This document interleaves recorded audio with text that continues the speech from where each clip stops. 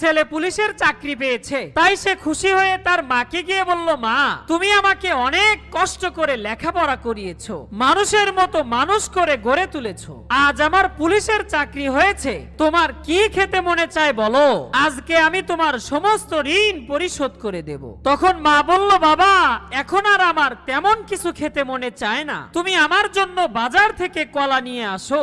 এবার ছেলে বাজার থেকে তার মায়ের জন্য কলা নিয়ে আসলো। তখন মা বলল, বাবা এই কলাগুলো তোমার বুকের উপরে রাখো, আমি যখন কলা চাইবো তখন তুমি আমাকে দিও। মায়ের কথা মতো ছেলেটি বুকের উপর কলা নিয়ে ঘুমিয়ে পড়লো। ঘুমের ঘরে কলাটি পিঠের নিচে পড়ে চ্যাপ্টা হয়ে গেল।